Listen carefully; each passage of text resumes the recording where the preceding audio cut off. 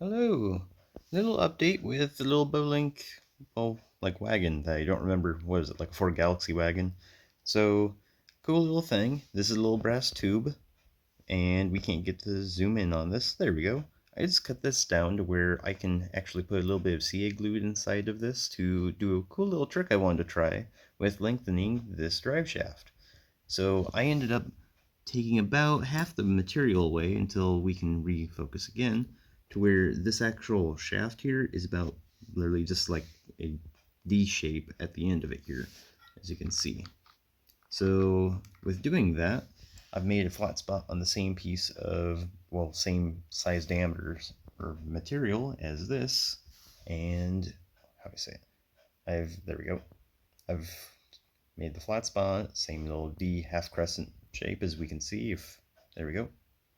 And going from that, I'm going to line up to the other half of this here, and then put the sleeve over it, and you'll see in a little bit when I actually like cut to another clip.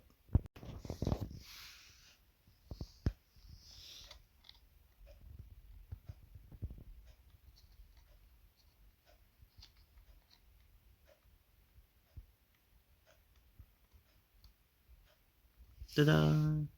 So that makes it to where this is the perfect length drive shaft now to actually give me the stub shaft out to where my pinion gear can go to the differential, and I'll get my finger out of the way and use this thing to point. So yeah, I'll put the differential in, the pinion gear goes here, the bearing will fit on this stub shaft because it's the correct diameter as to what the old drive shaft used to be, and then I can reassemble everything, and this will be four-wheel drive. I figure that's kind of neat. And then going on from that, we gotta finish up, we'll clean up the frame of the car and then do, well, the four headlights. I've got a trick for that we'll cut to in a later on video, and then the taillights. Then this thing can go away and I can have less projects to goof off of. Anyways, later. Alright, I can't guarantee how long this will hold together while I've got basically the diff open in the front, but let's try and take a look. Well, popped apart, but you see my point.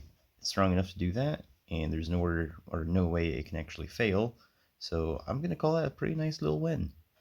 So, off camera, ended up cutting a few more things and finished just notching and cleaning up all the little cuts to clear the tires and the front end for understeering and the suspension work and all that.